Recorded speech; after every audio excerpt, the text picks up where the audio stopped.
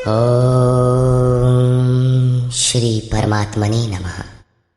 यथार्थ गीता श्रीमद् भगवत गीता अथ चतुर्दशोऽध्यायः। पिछले अनेक अध्यायों में योगेश्वर श्री कृष्ण ने ज्ञान का स्वरूप स्पष्ट किया।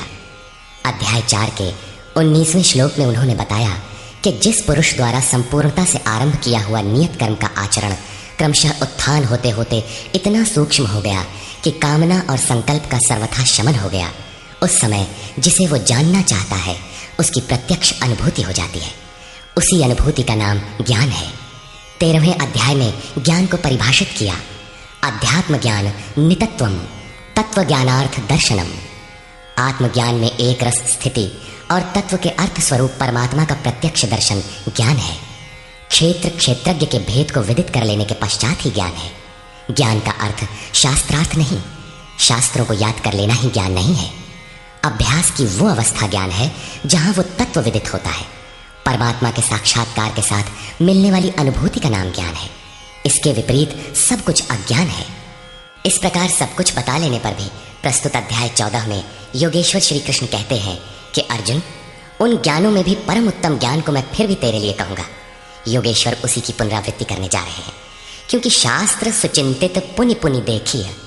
भली प्रकार चिंतन किया हुआ शास्त्र भी बार बार देखना चाहिए। इतना ही नहीं, ज्यों ज्यों आप साधन पथ पर अग्रसर होंगे, ज्यों ज्यों उस इष्ट में प्रवेश पाते जाएंगे, त्यों त्यों ब्रह्म से नवीन नवीन अनुभूति मिलेगी। ये जानकारी सद्गुरु महापुरुष ही देते हैं। इसलिए श्री कृष्ण कहते हैं, मैं फिर भी कहूंगा। श्री भगवान उवाच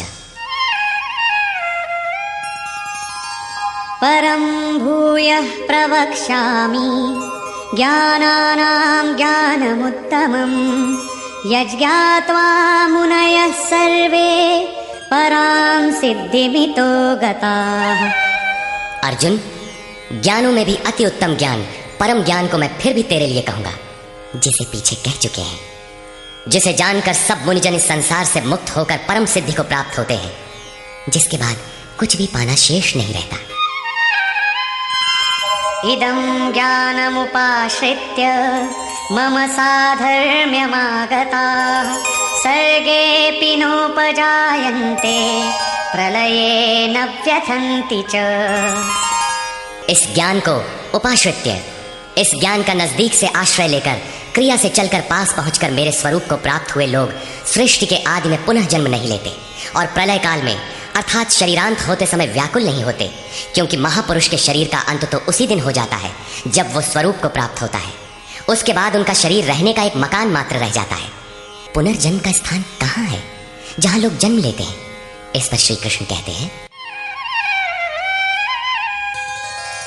मम योनिर्महद्ब्रह्म तस्मिन् गर्भं दधाम्यहं सम्भवः सर्वभूतानां ततो भवति भारत। हे अर्जुन, मेरी महत ब्रह्म अर्थात अष्टधा मूल प्रकृति संपूर्ण भूतों की योनि है और उसमें मैं चेतन रूपी बीज को स्थापित करता हूँ। उस जड़ चेतन के संयोग से सभी भूतों की उत्पत्ति होती है। सर्वयोनिषु कौन्तेय मूर्तयः सम्भवन्ति याः तासां ब्रह्म महद्योनिः अहं बीजप्रदः पिता।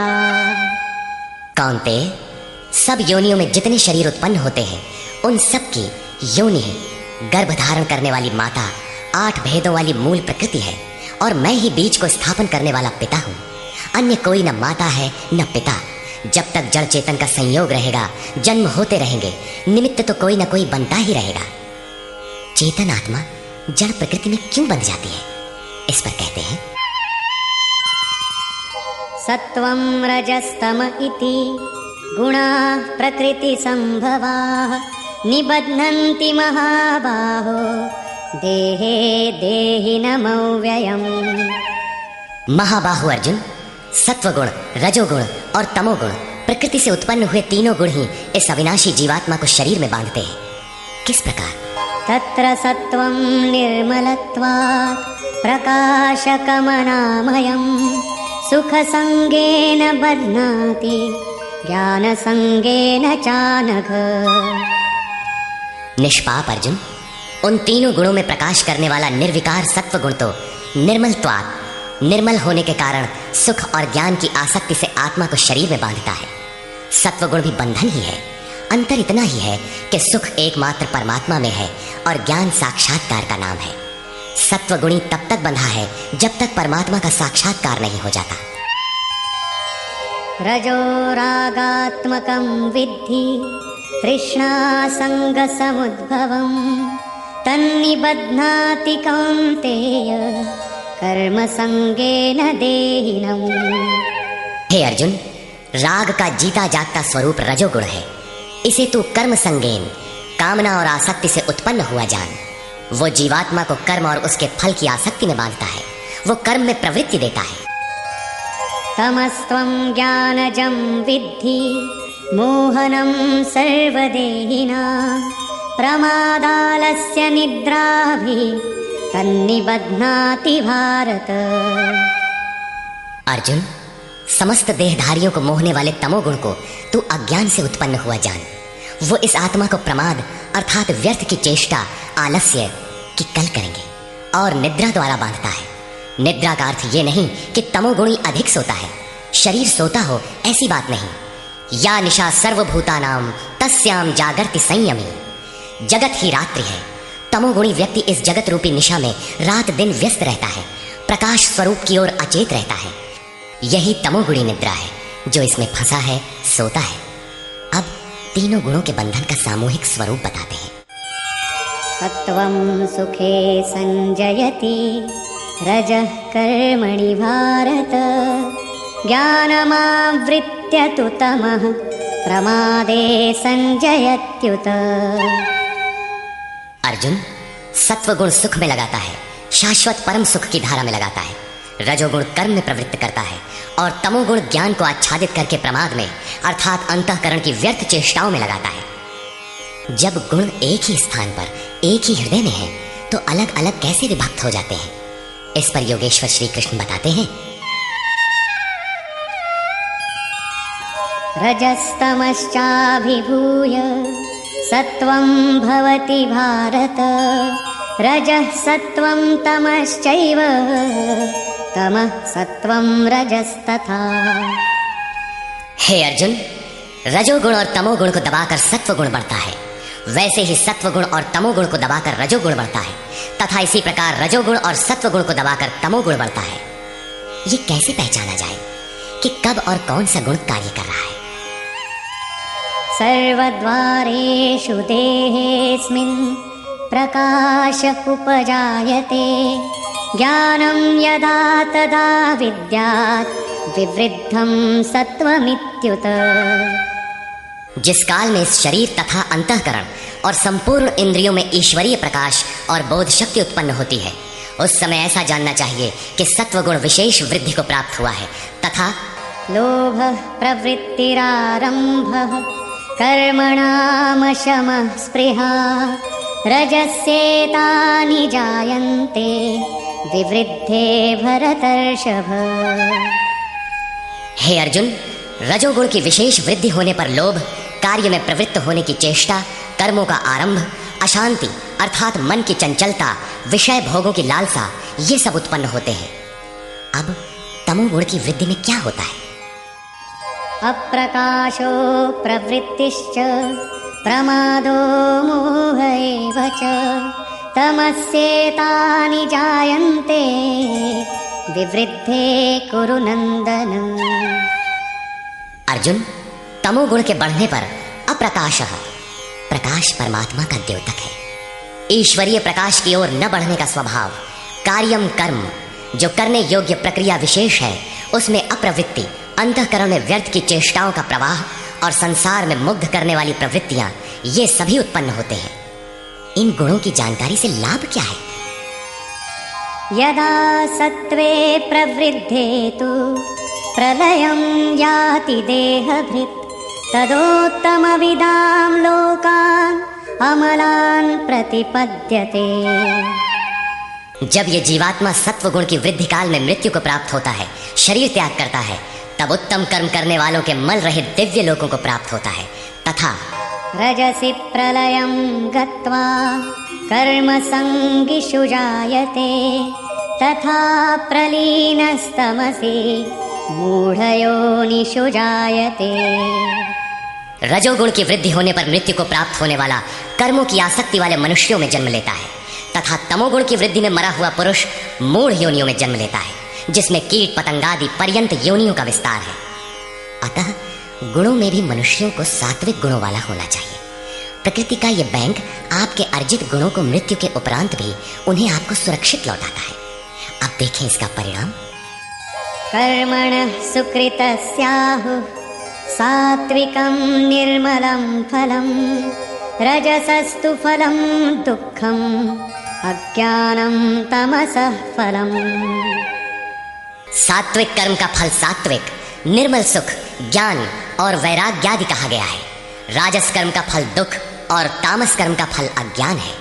तथा सत्वात् संजायते ज्ञानं रजसो लोभ एव च प्रमादमोहौ तमसो भवतो ज्ञानमेव च। सत्व गुण से ज्ञान उत्पन्न होता है। ईश्वरीय अनुभूति का नाम ज्ञान है। ईश्वरीय अनुभूति का प्रवाह होता है। रजोगुण से निसंदेह लोभ उत्पन्न होता है तथा तमोगुण से प्रमाद, मोह, आलस्य अर्थात अज्ञान ही उत्पन्न होता है। ये उत्पन्न होकर कौन सी गति देते हैं? ऊर्ध्वं गच्छन्ति सत्त्वस्था मध्ये तिष्ठन्ति राजसाः जघन्यगुणवृत्तिस्था अधो गच्छन्ति तामसाः। सत्व गुण में स्थित हुआ पुरुष ऊर्ध्व मूलम, उस मूल परमात्मा की ओर प्रवाहित होता है, निर्मल लोकों में जाता है। रजोगुण में स्थित राजस पुरुष मध्यम श्रेणी के मनुष्य होते हैं जिनके पास न सात्विकम विवेक वैराग्य ही होता है और न अधम कीट पतंग योनियों में जाते हैं बल्कि पुनर्जन्म को प्राप्त होते हैं। और निंदित तमोगुण में प्रवृत्त हुए तामसी पुरुष अधोगति है अर्थात पशु पक्षी कीट पतंग आदि अधम योनियों को प्राप्त होते हैं। इस प्रकार तीनों गुण किसी न किसी रूप में योनि के ही कारण हैं। जो पुरुष गुणों को पार कर लेते हैं वे जन्म बंधन से छूट जाते हैं और मेरे स्वरूप को प्राप्त होते हैं। इस पर कहते हैं नान्यं गुणेभ्यः कर्तारं यदा द्रष्टानुपश्यति गुणेभ्यश्च परं वेत्ति मद्भावं सोऽधिगच्छति। जिस काल में दृष्टा आत्मा तीनों गुणों के अतिरिक्त अन्य किसी को करता नहीं देखता और तीनों गुणों से अत्यंत परे परम तत्व को वेत्ति विदित कर लेता है उस समय वह पुरुष मेरे स्वरूप को प्राप्त होता है। ये बौद्धिक मान्यता नहीं है कि गुण गुणों में बरतते हैं। साधन करते करते एक ऐसी अवस्था आती है जहां उस परम से अनुभूति होती है कि गुणों के सिवाय कोई करता नहीं दिखता। उस समय पुरुष तीनों गुणों से अतीत हो जाता है। ये कल्पित मान्यता नहीं है तथा इसी पर आगे कहते हैं गुणानेतानतीत्यत्रीन् देही देह समुद्भवान् जन्म मृत्यु जरा दुःखैर् विमुक्तो मृतमश्नुते। पुरुष इन स्थूल शरीरों की उत्पत्ति के कारण रूप तीनों गुणों से अतीत होकर जन्म मृत्यु वृद्धावस्था और सब प्रकार के दुखों से विशेष रूप से मुक्त होकर अमृत तत्व का पान करता है। इस प्रकार अर्जुन ने प्रश्न किया। अर्जुन उवाच कैर्लिङ्गैः स्त्रीन् गुणानेतान् अतीतो भवति प्रभो किमाचारः कथं चैतान् स्त्रीन् गुणानतिवर्तते। प्रभु, इन तीनों गुणों से अतीत हुआ पुरुष किन किन लक्षणों से युक्त होता है और किस प्रकार के आचरणों वाला होता है तथा मनुष्य किस उपाय से इन तीनों गुणों से अतीत होता है। श्री भगवान उवाच प्रकाशं च प्रवृत्तिं च मोहमेव च पाण्डव न द्वेष्टि सम्प्रवृत्तानि न निवृत्तानि काङ्क्षति। अर्जुन के उपर्युक्त तीनों प्रश्नों का उत्तर देते हुए योगेश्वर श्री कृष्ण ने कहा, अर्जुन, जो पुरुष सत्व गुण के कार्य रूप ईश्वरीय प्रकाश, रजोगुण के कार्य रूप प्रवृत्ति और तमोगुण के कार्य रूप मोह को न तो प्रवृत्त होने पर बुरा समझता है और न निवृत्त होने पर उनकी आकांक्षा ही करता है, तथा उदासीनवदासीनो गुणैर्यो न विचाल्यते गुणा वर्तन्त इत्येव योऽवतिष्ठति नेङ्गते। जो इस प्रकार उदासीन के सदृश स्थित हुआ गुणों द्वारा विचलित नहीं किया जा सकता, गुण गुण में ही बरतते हैं, ऐसा यथार्थतः जानकर उस स्थिति से चलायमान नहीं होता, तभी वो गुणों से अतीत होता है। समदुःख सुख स्वस्थः समलोष्टाश्मकाञ्चनः तुल्य प्रिया प्रियो धीरस् तुल्य निंदात्मसंस्तुतिः। जो निरंतर स्वयं में अर्थात आत्मभाव में स्थित है, सुख और दुख में सम है, मिट्टी पत्थर और स्वर्ण में भी समान भाव वाला है, धैर्यवान है, जो प्रिय और अप्रिय को बराबर समझता है, अपनी निंदा तथा स्तुति में भी समान भाव वाला है, और मानापमानयोस्तुल्यस् तुल्यो मित्रारिपक्षयोः सर्वारंभ परित्यागी गुणातीतः स उच्यते। जो मान और अपमान में सम है, मित्र और शत्रु पक्ष में भी सम है, वो संपूर्ण आरंभों से रहित हुआ पुरुष गुणातीत कहा जाता है।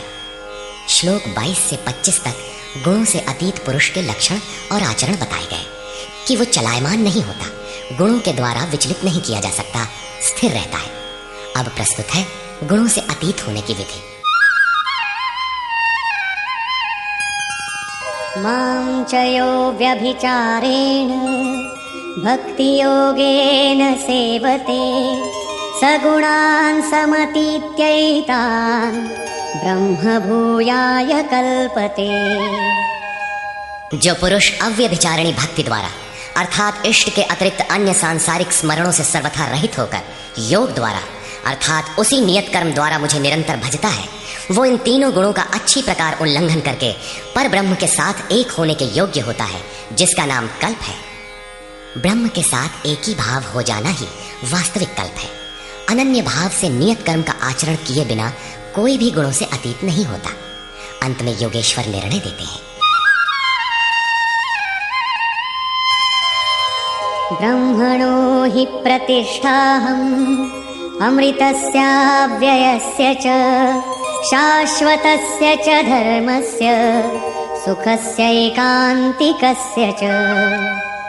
हे अर्जुन, उस अविनाशी ब्रह्म का जिसके साथ वो कल्प करता है, जिसमें वो गुणातीत एक ही भाव से प्रवेश करता है, अमृत का, शाश्वत धर्म का और उस अखंड एक रस आनंद का मैं ही आश्रय हूं, अर्थात परमात्म स्थित सद्गुरु ही इन सब का आश्रय है।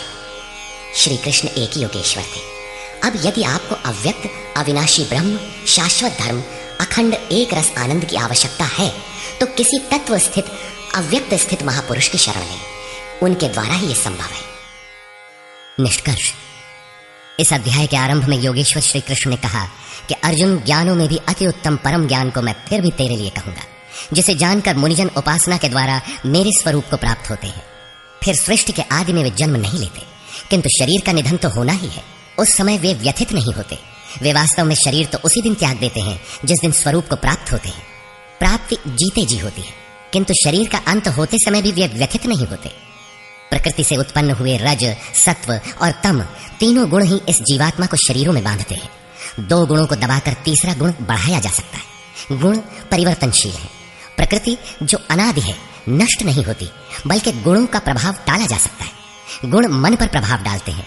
जब सत्व गुण की वृद्धि रहती है तो ईश्वरीय प्रकाश और बोध शक्ति रहती है। रजोगुण रागात्मक है, उस समय कर्म का लोभ रहता है, आसक्ति रहती है, और अंतःकरण में तमोगुण कार्य रूप लेने पर आलस्य प्रमाद घेर लेता है। सत्व की वृद्धि में मृत्यु को प्राप्त पुरुष ऊपर के निर्मल लोकों में जन्म लेता है। रजोगुण की वृद्धि को प्राप्त हुआ मनुष्य मानव योनि में ही लौट कर आता है, और तमोगुण की वृद्धि काल में मनुष्य शरीर त्याग कर अधम अर्थात पशु, कीट, पतंग इत्यादि योनि को प्राप्त होता है। इसलिए मनुष्यों को क्रमशः उन्नत गुण सात्विक की ओर बढ़ना चाहिए। वस्तुतः तीनों गुण किसी न किसी योनि के ही कारण है। गुण ही आत्मा को शरीरों में बांधते हैं, इसलिए गुणों से अतीत होना चाहिए। वे जिससे मुक्त होते हैं उसका स्वरूप बताते हुए योगेश्वर ने कहा, अष्टधा मूल प्रकृति गर्भ को धारण करने वाली माता है, और मैं ही बीज रूप पिता हूं। अन्य न कोई माता है न पिता। जब तक यह क्रम रहेगा तब तक चराचर जगत में निमित्त रूप से कोई न कोई माता पिता बनते रहेंगे, किंतु वस्तुतः प्रकृति ही माता है, मैं ही पिता हूं। अर्जुन ने 3 प्रश्न किए। गुणातीत पुरुष के क्या लक्षण हैं, क्या आचरण है, और किस उपाय से मनुष्य इन तीनों गुणों से अतीत होता है। इस पर योगेश्वर श्री कृष्ण ने गुणातीत पुरुष के लक्षण और आचरण बताए और अंत में गुणातीत होने का उपाय बताया कि जो पुरुष अव्यभिचारिणी भक्ति और योग के द्वारा निरंतर मुझे भजता है वह तीनों गुणों से अतीत हो जाता है। अन्य किसी का चिंतन न करते हुए निरंतर इष्ट का चिंतन करना अव्यभिचारिणी भक्ति है। जो संसार के संयोग वियोग से सर्वथा रहित है उसी का नाम योग है। उसको कार्य रूप देने की प्रणाली का नाम कर्म है। यज्ञ जिससे संपन्न होता है वह हरकत कर्म है। अव्यभिचारिणी भक्ति द्वारा उस नियत कर्म के आचरण से ही पुरुष तीनों गुणों से अतीत होता है और अतीत होकर ब्रह्म के साथ एक ही भाव के लिए पूर्ण कल्प को प्राप्त करने के लिए योग्य होता है।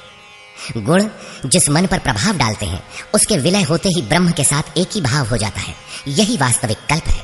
अतः बिना भजन किए कोई गुणों से अतीत नहीं होता। अंत में योगेश्वर श्री कृष्ण निर्णय देते हैं, वह गुणातीत पुरुष जिस ब्रह्म के साथ एक ही भाव में स्थित होता है उस ब्रह्म का, अमृत तत्व का, शाश्वत धर्म का और अखंड एक रस आनंद का मैं ही आश्रय हूं, अर्थात प्रधान करता हूं। अब तो श्री कृष्ण चले गए, अब वह आश्रय तो चला गया, तब तो बड़े संशय की बात है, वह आश्रय अब कहां मिलेगा।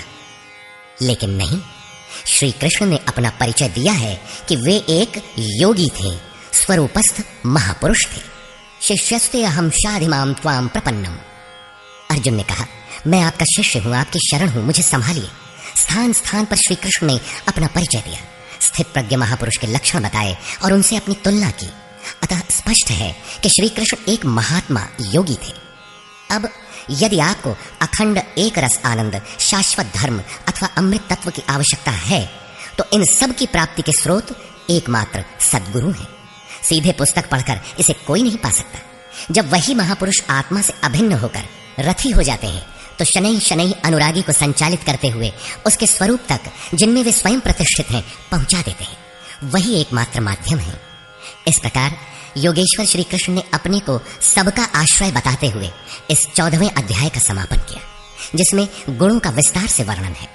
अतः ओम तत्सदिति श्रीमद्भगवद गीता सूपनिषत्सु ब्रह्म विद्यायाम योग शास्त्रे श्री कृष्ण अर्जुन संवादे गुणत्रय विभाग योगो नाम 14वाध्यायः। इस प्रकार स्वामी अड़गड़ानंद कृत श्रीमद्भगवद गीता के भाष्य यथार्थ गीता का 14वां अध्याय पूर्ण हुआ। हरि ओम तत्सत्।